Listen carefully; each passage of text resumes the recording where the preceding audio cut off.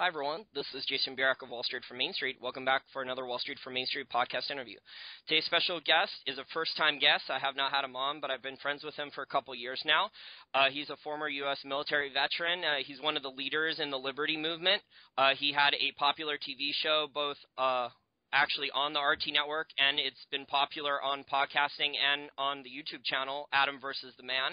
I have Adam Kokesh on here to talk about his new book that he recently released called Freedom.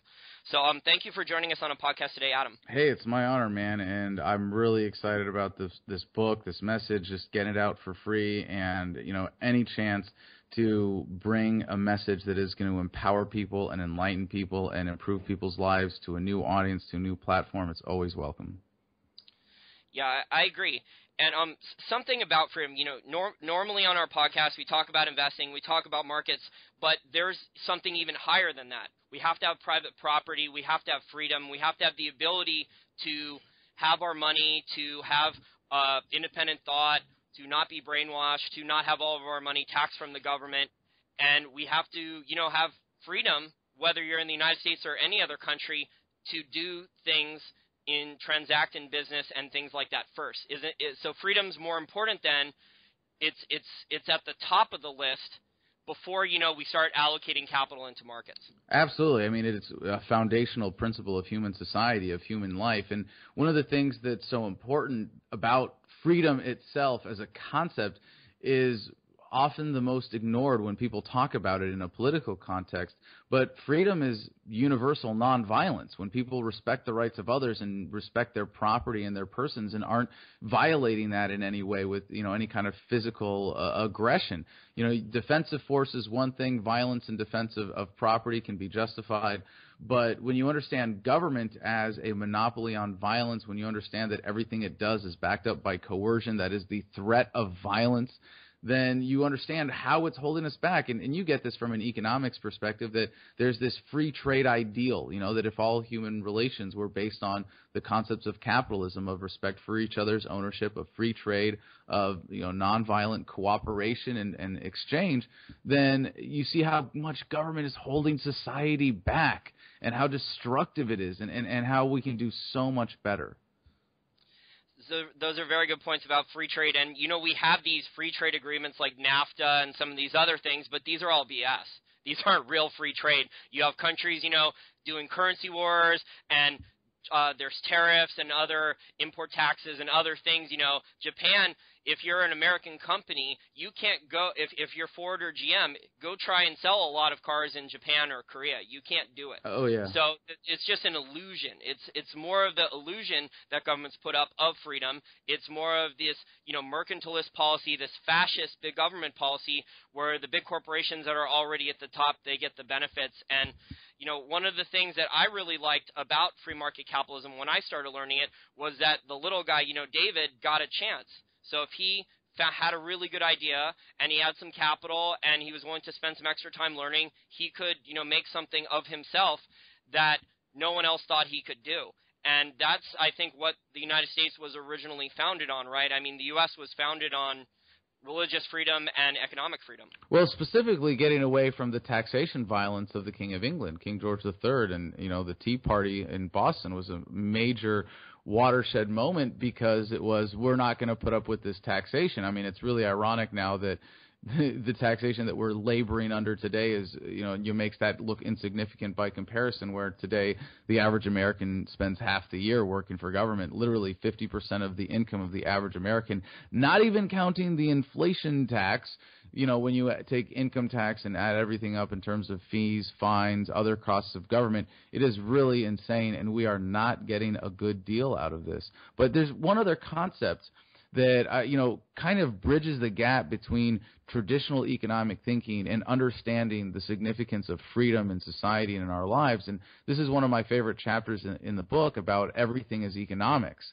When we talk about our relationships, our marriages, our romantic relationships, our friendships, our family relationships, our relationships with people that we're in business with, or just our casual acquaintances, whatever the case may be, If it is a nonviolent relationship, it means that there is a very specific exchange of value that people are engaged in because they see that it's in their own interest. We've been conditioned in many ways by mainstream economic thinking to think of economics as things that can be counted in dollars, not things that can be valued and exchanged. And thinking about it in that bigger sense is a really empowering way to be an entrepreneur, and I count myself in that category as an independent media producer. Some would say journalist. I think that's a bit of a pretentious term for what I do as a propagandist. But if you can see all of your relationships, in a sense, as economic relationships, it doesn't cheapen them, it elevates them. If anything, this idea that only stuff that can be counted in money is of value, it's that perspective, that traditional way of looking at life that cheapens interpersonal relationships that have so much more value in them. It's a good point, and one of the things that the progressives use against libertarians is that we're, supposedly heartless, evil, greedy, capitalist people, right? But if you've actually read von Mises, you see that different people count different values. All values are subjective, right? So people exactly. value things. Some people may value money above other value judgments and other things, and other people may value, not taking as much money on this business deal, but to build out a connection, or maybe like the boss has a pretty daughter or something. There's just so many other variables involved that the Marxists and the other people and the Keynesians who have basically controlled, economic and political thought, unfortunately, I think in the United States and Western Europe for about 100 years now, that they have unfortunately laid on us. Well, one of the cool things about the way that we're releasing this book, the way that I wrote it, the way that we're distributing it and promoting it, it's very much in line with these free market values. And a lot of people don't understand the problem with intellectual property. And I maybe this is too much to get into in this podcast, Jason, but I know this is a topic that that you've touched on before. And intellectual property is directly contradictory to any concept of real property. And if you think that you have an idea, that doesn't mean that you own it. Certainly there's really no such thing as an idea that anyone comes up with on their own without the inspiration or contribution of so many others that have gone before them. And I could never in my right mind with a clear conscience claim that this book, Freedom, is nothing but my own ideas or something that I came up with. These are this is the ultimate wisdom of the ages, of connecting what is freedom and the concept of respect for individual rights and property rights with where we are today as a society, and showing how government is fundamentally incompatible with freedom. But also the distribution mechanism is that it's available for free. Anybody can listen to it. Anybody can download it, rip it, do whatever you want with it. I put out an audiobook myself. You want to re-record it? Go for it. It is truly an open source project, the message of this book.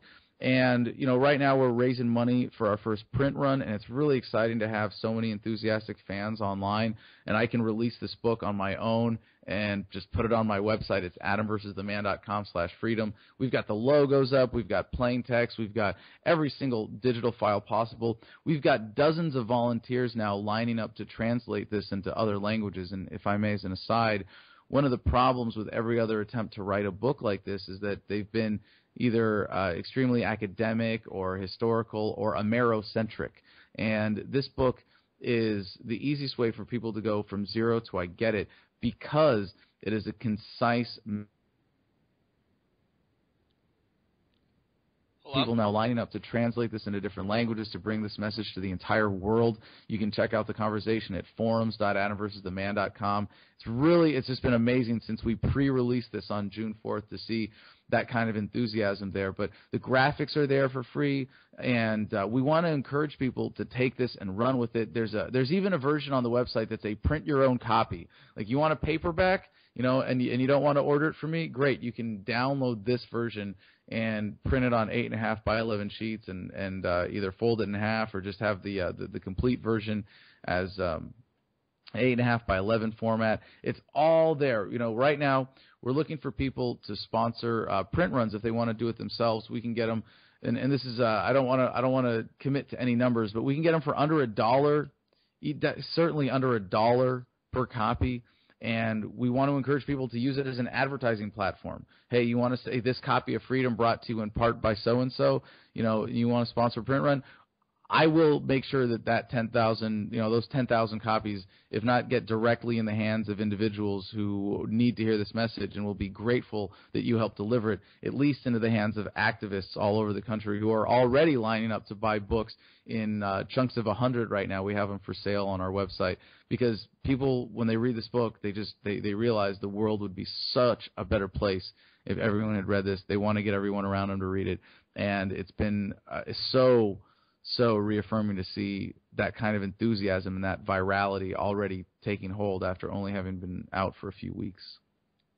Yeah, I read this book last week. It was only 3 hours long on the audiobook, and I think this was probably the best book for covering all the different basic topics of a libertarian, because most libertarians, you know, they get introduced through Ron Paul or Peter Schiff or the von Mises Institute, and they study a lot of the economic issues and investing issues, but they tend to not look at all the other different issues. And once in a while you get someone from the progressive movement who has one or two hot-button libertarian issues that maybe they agree with, but they don't look at all the other things together. So I think this book has everything in one place that covers, you know, the very basic beginners. So if your friend is fed up, maybe you have a friend out there and you're listening to this podcast and you have a friend who's fed up with both parties but doesn't consider themselves a libertarian because, you know, they hear the stuff on MSNBC or the regular mainstream channels that, oh, libertarians are hard right, they're evil, they're all Ayn Rand, crazy nut jobs, They want the poor people to die. They don't want to ever pay taxes. They're all weed smoking, you know, hipsters like what Ann Coulter says or whatever. Yep. Yeah, Republicans who smoke pot. well, yeah, which is not obviously not true because Republicans are very heavy neocons and they like war. Right? No. It's not true because there are lots of neocons who are such hypocrites because they also smoke pot, and mainstream Republicans and conservatives who have not figured out how to be libertarian and still smoke pot. True. And the exactly true. And the Bible Belt down in the South, you know, where a lot of the people are hardcore, you know, Christian, moral people like that. I think that's where the most porn purchases of porn and sex was. So yeah, that would just add to your hypocrisy point, right? So.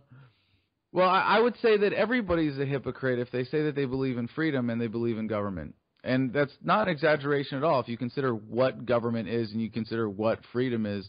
And that's what's so important about this book is that it goes through every single argument you could have against that. It explains, you know, what government is as the monopoly on force. It's really not that hard to understand that everything government does is backed up by coercion. But, you know, what you said earlier was really important about how most people are exposed to deeper libertarian thought is through books that look at not just economics, but traditional economics. And I want to point out kind of an exception here. Walter Block, who I've had on my show several times, he's a great guy, economist with Mises. And the Mises Institute is a great resource, and they cover a lot of stuff, Mises.org, lot of great books there. But he did a book called The Privatization of Roads and Highways. And a lot of libertarian thought has, like, stopped at that. You know, it's been like, well, we're going to talk about big economic stuff. We're going to talk about money. We're going to talk about corporatism. We're going to talk about free trade. But you know, most people think, well, the Constitution, you know, and the Constitution has stopped a lot of free thought. It's been really a great device that has been, you know, used against its alleged original purposes. And if you know your history, you would know that the Constitution was actually a step backward for freedom in America compared to the Articles of Confederation before that. But that a lot of people stop when they're, you know, becoming libertarian. They stop at the Constitution and they don't think, wait a second, can't we have a free market for justice? Can't we have a free market for defense? I mean, if these fundamental principles about everything being better through the free market, aren't they going to be better through that? Shouldn't we at least explore these things? And a lot of people stop with roads. Oh, well, if it wasn't for government, we couldn't possibly have the roads. Like, we couldn't possibly figure out how to negotiate, you know, how to share property or how to build infrastructure. I mean, it's insane if you step back and think about it, how much thought has been stopped by the mythology of government, particularly in America. And it's this false ideology of government preserving or being good for freedom when, by definition, as forceful, violent control, government is directly in contradiction to any legitimate concept of freedom whatsoever. Those are interesting points, and I think, unfortunately, Adam, a lot of this stuff comes from the government, controlling a lot of the mainstream media. They control the textbooks, they control the universities, they control the government schools where kids go. So kids learn, that government. They learn this very Disneyland, very unrealistic idea of governments, that if you talk with people who have lived outside the United States in other countries for many years and then come to the United States, they always say that, well, you Americans, you trust your government way too much. My government did this and this, or my government has high taxes in my country, but no one pays them. And we all figure ways around them and things like that. So it's just really funny because, you have so many people, very large percentage population, that completely trust government, that thinks, the politicians want to do a good job, they want to, stay in office and do the right thing, and that it's the evil, greedy corporations' fault for, poisoning all their stuff, and that if we could just, eliminate profits or eliminate this or that thing, whether it's banking system with Glass-Steagall or eliminating lobbying or super PACs. I mean, the Democrats have even larger super PACs than the Republicans do. They'll lie, everyone talks about the Koch brothers, right? You hear the Huffington Post and talk about the Koch brothers, right? Well, hold on. If you're going to mention the Koch brothers, I got to say, you said that a lot of people have this idea of libertarianism as being rich, greedy capitalists. And there's nothing wrong with the word capitalist, except for having been maligned. But the Koch brothers have been responsible for a gross distortion of this beautiful message that really was, codified by Rothbard in the 70s. And they had a deliberate interest in supporting their economic interests to present to the American people a distorted corporatist view of libertarianism. In a sense, this book is taking it back to its philosophical roots. Oh, that's very interesting. I did not know that. Now, yeah, I just know that the mainstream media, who's, obviously progressively slanted to the left, except for Fox News, they want to say, the Libertarians are like the Koch brothers, they all cheat taxes and they don't want to do this and this and this. But then you have the like George Soros and other very rich billionaires who are Democrats on Wall Street, rich families that have inherited a lot of money, like the Rockefellers, who are even, richer, I think, than the Koch brothers at this point. And, they are on the other side, and they're, keeping the spotlight off of them while they focus it on, like, trying to blast. I think both parties are scared of the libertarian movement. They're afraid of the freedom movement because it's starting to grow rapidly. People in our generation or younger are realizing that, hey, wait a second, there's not going to be that much left over for us. Our taxes are through the roof. We're being forced to take these student loans just to get like a shitty job, and our rights and stuff. They're spying on us like crazy with the stuff Edward Snowden and other whistleblowers and Bradley Manning and other people have revealed. It's just insane. It seems like that the taxes and the taking away of our freedoms are just accelerating, unfortunately. And the rest of the world looks at the American people as suckers and as assholes, of course, being responsible for so much else around the world, hate and discontent, hundreds of children killed by drone strikes, all the various imperialist adventures. But there's a moment that a lot of people go through, when they're like, I think a lot of your listeners, especially being economics-oriented or, just business-oriented types and investment-oriented types, there's a lot of times when they run into a problem with government and they get frustrated. Like they run into a regulation or they get pulled over by a cop or something. Yep. And it's or the Department of Energy or the Environmental Protection Agency. Yeah, I mean, there's a bunch of good technologies where either you can't get a patent for them because the patent office won't give you it, or the Department of Energy says, we're not going to, like a liquid fluoride molten salt thorium reactor, right? This is amazing nuclear technology. It was developed in the 60s and 70s. The thing works great, but the Department of Energy won't give you a license for it, and you're going to take 10 or 15 years to develop this, and you're going to spend, $20 million just to get a license. No one's going to invest in it in the United States then. And if you don't know what you and I know, Jason, it's very easy to get frustrated and get angry and just like keep going, and then you don't even have the philosophical framework to say, but we don't need this. And if when you go into one of these situations where you're going to be pissed off, you have nowhere to really direct that or diffuse or just like you get mired in that frustration. if you think that government is necessary. If when something like that happens, you go, oh, shucks, I have to accept this. This is just a side effect of how the world is under government, blah, blah, blah. And government wants you to think that way. They want to keep you beaten down. You know, I think they have an interest, in fact, you know, in keeping people obese and overweight because it makes them more obedient and compliant. But there's a, you know, bigger phenomenon here psychologically with everyone that makes people feel that they are dependent on government, and we're not. And when you understand government as a monopoly on violence, this proposal of a stateless society, you mean we can get along without government? You mean we could organize society by non-violence and free trade and cooperation and voluntary relationships rather than threatening, coercive, violent relationships? Yeah, now it doesn't seem so far-fetched, does it? And when you understand it from that, and the book Freedom really gives anybody who reads it the confidence in not only understanding that, but by living by those principles, it's so liberating psychologically, because when something like that happens, you can always keep in mind, you know, this is temporary. There's a better world possible, and this is just you don't have to get frustrated with the emotional engagement that government wants you to have with it. You can just see it for what it is. It's kind of like, you know, when you can see The Matrix for the first time and you go, oh, I know Kung Fu. You know, it's sort of like you know a different way to navigate the violence of the world when you understand government for what it is. And in a sense, I think the book Freedom is kind of like a decoder ring. Do you feel like that, Jason? If I was learning basic libertarian stuff, it would, but I thought it was a really good right. Okay, for you, it's old stuff. But you can imagine if there's someone like in your audience who's frustrated, who's looking at government, who doesn't understand. You read this book, it's like having the magic decoder ring to seeing the world as what it really is, as opposed to the illusion that government and the establishment wants to lay in front of you.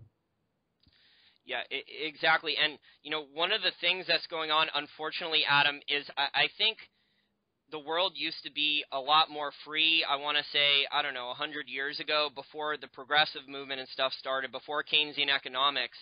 But then, I mean, if you talked with someone like a 30 to 50-year-old in the late 1800s, early 1900s, how often did he deal with the government, right? So maybe he paid a very small tax, an excise tax or something here or there, but he wasn't seeing, you know, government agents every single place in every single thing that he dealt with. So if he wanted to marry someone, he would get married. Or if he wanted to go do a business deal, he didn't have 5 government regulatory agencies to get permits and approvals to stop him. So it's just really amazing that people think, you know, I guess it goes back to the Benjamin Franklin quote, right? Because people trust a lot of these government regulators, but a lot of these government regulators, maybe they have good intentions, maybe they're nice people that you want to have a beer with once in a while, but they just don't seem to get things done, and plus they're wasting a lot of money trying to do it. I mean, they didn't catch Bernie Madoff. There's a whole bunch of other there's a whole bunch of other examples I can name of many different government regulatory agencies where it would have better off if the agencies hadn't even done anything or had any funding, and that the people would have said, the people who were in their own industries would have said, you know what, buyer beware. You have to do all the research and stuff yourself. Absolutely. And if you get screwed, it's your own fault. Or hire a trusted third party to do it, not a government bureaucrat. That's a good point. And the free market would have a solution for that, right? You could hire a couple good consultants or an arbitrator. Maybe companies do this on their own. But right now, there's the false sense of security that I don't need to go hire someone, you know, in the private sector, a competent person, hardworking, who's going to go visit these properties or something like that and check and audit things. Well, Jason, I have to share something with your audience here that is very important, because I think a lot of people hear what you just said as an observation about modern governments, and it's absolutely correct that the amount of time in a day that an individual has to spend with government or dealing with government or responding to government or working around government is, in a bureaucratic sense, higher than it's ever been. But I want to take a step back historically and give people a much more optimistic worldview, because I see this as a process of 2 steps forward, 1 step backwards, right? You know, we are working towards achieving a free society, and it's important to point out that we are living at the most peaceful times in human history right now. You are less likely to be subject to violence from another human being than ever before. If you think of freedom as nonviolence, I understand, yes, there's a lot of coercion from government that runs our lives, but this is an incredible thing to be celebrated. And while we're in the middle of a major step backward right now in terms of the development of modern bureaucratic governments, I still see the general continuum of human history being an arc that bends toward a free, stateless, voluntary society. And I'd like to sort of, I mean, this is a tough case to make after everything you just said, but if you look at prior systems of social organization like tribalism, you know, whoever could pick up the biggest rock was in charge, and before there was language, if he just beat the crap out of whoever he wanted in his tribe, then that was it, you know. Then you had feudalism. You know, does you know, a feudal serf living under the thumb of a lord, you know, really, you know, while they're not dealing with bureaucrats, they are considered property. They're almost like it's almost like slavery. And of course, in the United States, we had full, you know, direct human ownership slavery. And I would say now, you know, we have government managed slavery. We are still livestock for the superclass. But we're tax cows. But you think of all the things that government has to do now to get people to accept this: the propaganda, the lies, the elections. And it's not that elections aren't bullshit. I understand how they're bullshit and how they're corrupted, but they're still a response to the demands of the public to a certain degree. They're still a market test. It's kind of like, what's the worst product we can force on people? But it used to be that governments could say, no, I'm the king. I have divine authority from God, and whatever I say goes, and shut up or we're going to cut your head off. And that was, that was kind of how society was organized. Now, there is still some accountability that occurs through elections. There is still some respect for the rights of individuals that I believe is maybe not higher than ever today, but in the bigger sense historically, in terms of the dominant paradigm of people on planet Earth, I think it's higher than it's ever been. You might say in the United States, in the way that things have been dumbed down here, that it might be on a short temporary decline. But if you look at these longer-term trends, you get a much more optimistic view of where humanity is heading. Yeah, and I will agree with that point because of the internet. But if we did not have the internet, or the internet gets shut down, then we're going to reverse back to this this neo-serfdom police state, which unfortunately is what I think the Federal Reserve financially is what they're trying to implement. So they have a few companies in each sector, the large companies, fascist companies like Monsanto, and the banks who are dealing with the Fed, who want to deal with these things. But then you have the internet, where people like you and me can make podcasts, and as long as we don't do any kind of crazy protests, right, the government's probably not going to shut us down, at least right away, because we still have our freedom of speech at least. Well, at least there's a pretense, and I've had my home raided by more men than they sent after Bin Laden for a YouTube video. So I certainly am very familiar with all of the specific limitations on speech here. But 100 years ago, well, maybe not 100 years ago, but certainly 1,000 years ago, a couple thousand years ago, there was not nearly as well entrenched a concept of free speech enthusiastically supported by the general public. And if the government today were to violate that in a way that really impacted people, they'd get off their couches. But I think, again, to turn it back to the book, when people get this, there's an immediate change in how they live and how they relate to government. And the answer in how we transition away from the system is also in the book, and it's localization, about dismantling governments from the top down. And it's really exciting to think of how that transition would work and all the great possibilities that come about when you remove these violent leeches from society. That's a good point. And unfortunately, they're trying to consolidate power even further, because you're starting to see, even more wars mentioned. The banks have gotten bigger, but yet, on the micro side, there's people, grassroots people like you and others, who are leading people. So it's kind of like what Alex Jones said, how there's a huge information war going on right now, where the people, at the top, the central planners, the economic and political elites, the people, who are Fabian socialists, who believe in Marx and Keynes, and some of these other, power consolidating figures, they want to take everything else that we got left. So they're trying to, take the rest of our assets through inflation and taxes. They're trying to take our guns, with legislation, not forcefully yet. But, they're trying to take away all of our privacy by looking through all of our, blog posts and all these other things, but yet we're still able to get the message out to wake people up. So it's kind of like, it's definitely seems to me, one of these ultimate important battles for the mind that's going on right now. I think Ayn Rand kind of wrote about this in Atlas Shrugged. She predicted, unfortunately, a lot of the stuff that's kind of we're starting to see happen now, decades ago, about, entrepreneurs and other people having to work so much harder just to, survive in life for things that a couple decades ago would have been really easy. Yeah. It's tough, man. People are suffering, and it's just that the modern bureaucratic government as a phenomenon in this continuum of human history is the last step in the process, and it's gotten incredibly vicious right now. Some would say, that, and by the way, I really don't believe in revolution as the ultimate tool. I believe in evolution. This is an evolutionary process, but within this process, there are a number of revolutions going on. You might talk about, the Arab Spring phenomenon and the sense that those were distinct revolutions, but are also, part of this general evolutionary shift towards a proper embracing of human rights with a correct philosophical founding, not just like the United Nations definition of human rights, which of course is ridiculous for a lot of reasons. But what we're coming to now is a critical mass in understanding.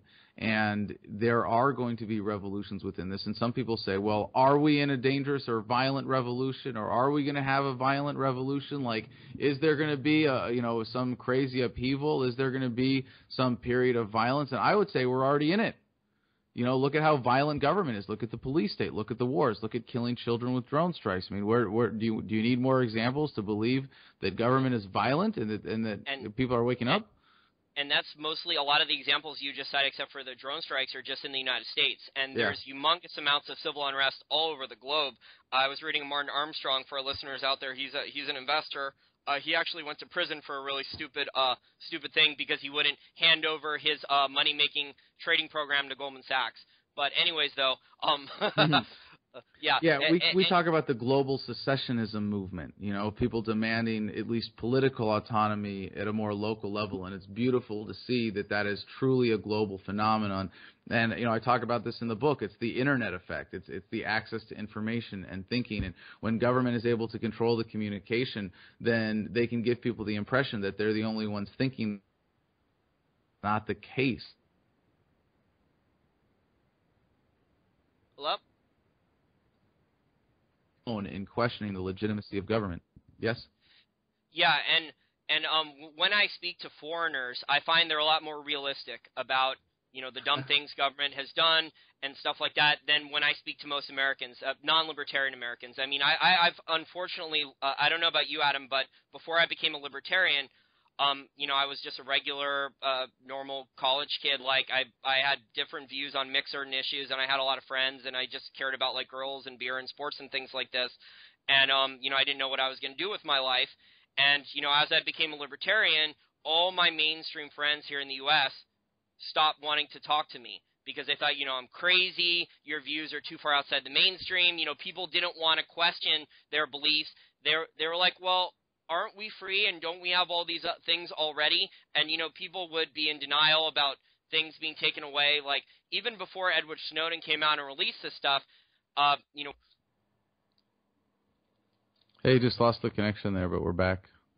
Okay, yeah. Oh, it's a lot better now. Yeah, even before Edward Snowden came out and was a whistleblower and released all this information, I mean, there was obviously a lot of it going around on the internet about the stuff the government was doing with the NSA, recording all of our stuff with metadata and things like this, but no one really, except for a very tiny percentage, took things seriously. Yeah. Well, I just want to say, Jason, I really appreciate you giving me an opportunity to talk about this. The book is truly an open source project. I just want to, before we go, I really want to make sure I get a chance to connect specifically with your audience and the kind of people that you have, the really smart and economically engaged and aggressive entrepreneur types that you have listening to this podcast, in that when you read this book, it's not just a political manifesto. It's not just a message. It's not just a rant. It's not just philosophy and ideas. And while it is all those things, because it is truly an open source project, we want people to think of it as a tool, too. We want people to think of this as a chunk of valuable information that is going to make your life better, that you can then use in whatever way you want. You're going to want everybody around you to read this book right away, and that's kind of a given. But I want you to feel like there's an opportunity here for you to provide value to other people with this book. You want to print your own copies and sell them on the street corner, go for it. You want to help distribute them internationally or translate them. You want to use them to carry advertising. We'll print logos on them. If you want to buy advertising from us, we'll put them in people's hands. But I want people to really think of this as theirs, that this is something, a message that you can embrace, that if you believe in it, if you find that this is a powerful truth, that you can take ownership of it. And like I said, there's a great conversation at the forums, forums.adamversustheman.com. People are already jumping all over this, and I would just encourage people to listen to it, to read it, and when you're done, know that there is a conversation already going around this book that is just waiting for you to join. Yeah, and what I would say for our listeners out there who are either libertarian and want to wake up some of their friends or family members, rather than spending 20, 30 minutes answering every single libertarian issue question line by line, refer them to Adam's book. Give them a copy of Adam's book, the audio book, so they can put it on their smartphone or on their computer or on their iPad, so they can listen to it at their convenience, and that'll answer a lot of their questions. Because when I deal with non-libertarians, Adam, like I'm sure you have to deal with this too since you moved to LA, but it's just it gets redundant, unfortunately, having to answer people's questions over and over again because of the way people have been conditioned, their whole lives, and it's very mentally uncomfortable for people to ask difficult, thought-provoking questions about, freedom and all the different issues of freedom that you cover in your book. And I'll read off some of the different chapters for our listeners here. So, besides markets, Adam covers history of power, war, personal security, taxation, other types of destructive industries where the government has set up protective monopolies or fascist oligopolies, government and love, and in personal freedom and future of freedom. So it covers a lot in only 3 hours. It's a very good primer. If you're already a libertarian, it's a good refresher course. You brought up some very interesting points there while I was reading it about intellectual property that I hadn't necessarily considered the argument that way, and some other parts of the book were very thought-provoking for me because I hadn't thought of things quite that way. Being from the more conventional libertarian background where I just read, Peter Schiff books, Ron Paul books, Mises Institute stuff. So I thought it was refreshing in that regard. So, yeah, I'm not a libertarian newbie, but it's still a good refresher course for our listeners out there who want to get a really interesting opinion on different libertarian issues. Absolutely. I couldn't have said it better myself. Well, Adam, I want to thank you for your time. And please tell listeners where they can find you on the internet. My pleasure. My website is adamversustheman.com. If you want to go straight to the book, adamversustheman.com/freedom. And we will be putting a link to download the book in all forms in the text box of this YouTube video. And thanks again for listening to Wall Street for Main Street podcast.